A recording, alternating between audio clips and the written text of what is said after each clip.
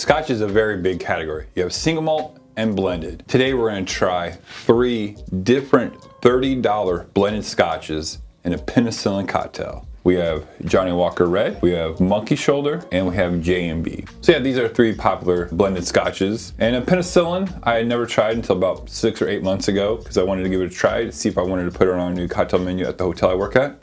And I liked it. That was pretty good. Let's go ahead and give Johnnie Walker Red a try. Okay. What's the ABV on that? It is 40%. Monkey Shoulder is 43. And J&B is 40. So they're all right there in the same ABV world. Yeah.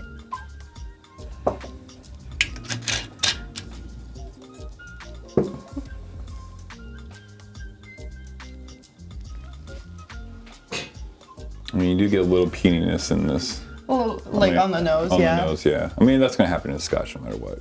Yeah, or in a whiskey. Anything that's put into a barrel, you're going to get some sort of... Oh, it's really got a kind of smell. There's a little sweetness, barrel, a little ethanol.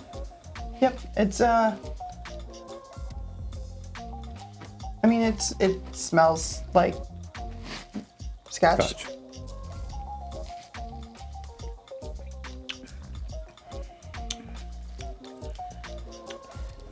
This is very smoky. I feel well, char, smoky, yeah. peaty. I mean, there's definite peat notes. It's light. It's easy to drink.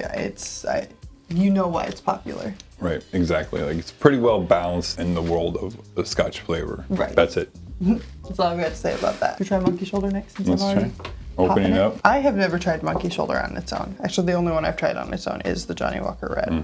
I don't think I've ever had J&B, so. I don't either. I see the bottle all the time. Right. I mean, I think that is more of an older gentleman's Scotch that I drink, because it's about the only people who drink that when they come into the bar. In your experience? In my experience, 50 plus, maybe 60 plus. This one I smell more grain. More grain, absolutely. It's sweeter. There's definitely a citrus note in there. God, it's almost... I don't get citrus. Maybe orange, but like this one... Yeah. It's grassy. I mean,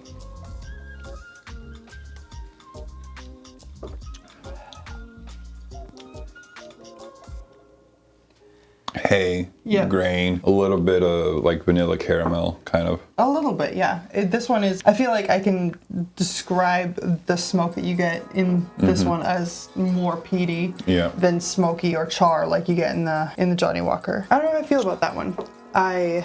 See, I like that one. This guy ordered a highball yesterday, and this is what I made it with him. And his friends just kept making fun. I'm like, ooh, you're drinking Monkey Shoulder. He's like, I have no idea what I'm drinking. He's drinking. And last but not least, J&B. This one looks significantly lighter than the other two. Yep. Been a blend of the finest old Scotch whiskies. Ooh, whoa. I'm not a fan of the smell. This is aggressive. It's very aggressive. Man, I don't even know the right word to say. It's a certain, like, not medicine kind of smell, but not like the normal medicine you're thinking of, but it's... Yeah, I mean, it's very alcohol heavy, alcohol forward. Eucalyptus? No, not eucalyptus. I get where you're going though. Like, it doesn't smell like eucalyptus, but it... Kind of like pungent kind of... Yeah, the same feeling in your nose. Mm-hmm.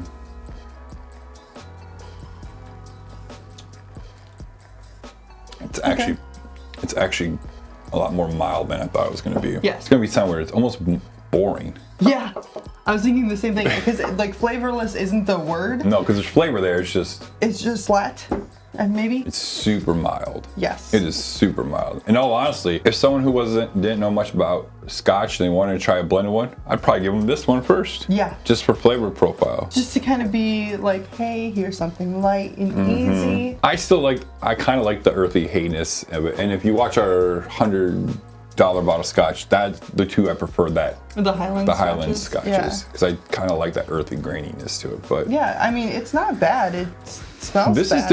This is one where the smell and taste are just almost 180-degree difference. Right. More like 110-degree difference. Yeah, you know? like you can still tell it is what it is, but it's... So now we're gonna go ahead and make a penicillin. It's a cocktail that's pretty popular in the world of mixologists and bartenders.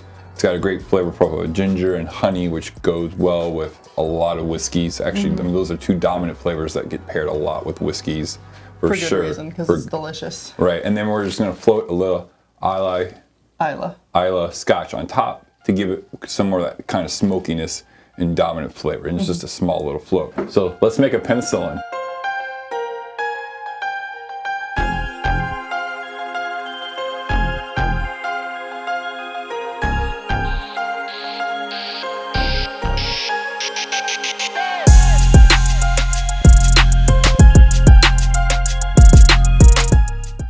So the first sip is usually more of the smoky peatiness of the single malt Scotch that you're gonna get. So I usually tell people who've never had this drink, it's the third sip that you kind of like understand what it's all about. Once it gets all mingled in.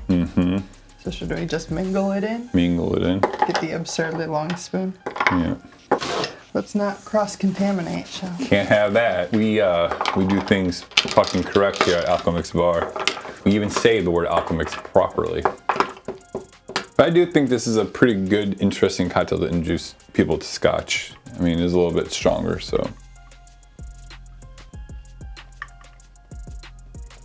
Okay. I like this better than the one you gave me previously, I guess. Well, it kind of tastes like smoked meat. Yeah. Plus some brightness. Yeah.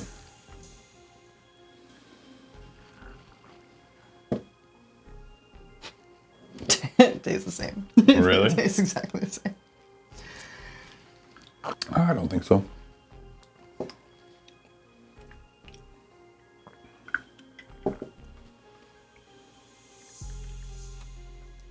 I guess there's a little bit more smoke in this one. Yeah. I think this one's a little more citrus in there. Well, when we record 20 episodes a day, baby, you can't get them all right. I'm not gonna get them all right at all. And this one might be my favorite. Okay. I feel like that one's the most balanced between smoke and citrus. There's kind of a weird tang on that one at the end. Yeah. But like the flavor of the Scotch is a little bit deeper with the citrus. I like this one the best. I feel like this one has the least overall whiskey flavor. Right. I don't think deeper. I think maybe more blended. Blended, yeah. I don't know. This cocktail has a lot of big, bold flavors. It's cocktail's got a lot of big, bold flavors. Yeah, it's different for sure. Yes. It is definitely a very spirit-forwarded cocktail. I mean, in theory, you have 2.25 ounces of Scotch in here. When you combine both the blended and the single malt. Right. I do think the Islay Scotch float does kind of blend things together, so your blended Scotch isn't going to be as prominent, or I think these are all good. I think they're all drinkable. I don't think there's that much of a difference to... That one's definitely more smokier and more gingery. You're not supposed to be influencing my... I'm not influencing. I'm telling you what I'm getting my flavors. That's all I'm doing. I'm just telling you the main components of what I'm pulling out. Yeah, I get it. I get what you're saying. There's subtle differences. Yep. To where I don't know if you got these back to back, if you could tell a difference. So this I'm putting here. Okay. For color and flavor.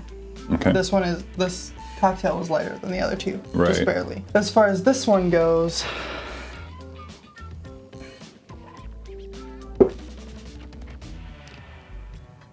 That's your locking it in? yep, came down to the char versus peat. Yep. And I think the third one has a little bit more peat, which we said the monkey shoulder had. Yep. And the Johnnie Walker had the most char. You got one right. This one? Yep. So, look, I think the color kind of like gives it kind of a dead giveaway on this one. This was a lot lighter in color. The color and the flavor. Yeah. I think these two are more similar. This one, all of them are very similar, but this one is the most dissimilar. You know, I mean, once we kind of now know, oh, this goes with that, this is why I think this one is more smokier, because this one is the most single malt. You know what I'm saying? Like, it's the closest to a single malt. I would say it's got the most char flavor. We definitely, like, I don't think I've ever actually stirred in the the float before, so that probably throws off a lot. Oh, absolutely. It does throw it off a lot, but I didn't want to be sitting here sipping. Right, we had to get to like sip 5 before we really start. This is not like an entry-level cocktail either. No. Like, you just don't get this something like, I'm going to start drinking cocktails. This is something where, like, you've been going out for a while, you want to, like, ooh, let's try a Scotch cocktail. Right. In all honesty, I'd probably rather have this than a Blood and Sand.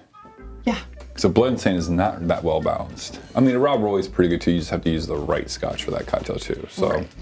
Yeah, we've done a Rob Roy. Check out that video. We've also done a Blood and Sand. We did a Blood and Sand too, but I prefer a Rob Roy with Blood and Sand, so go watch that video.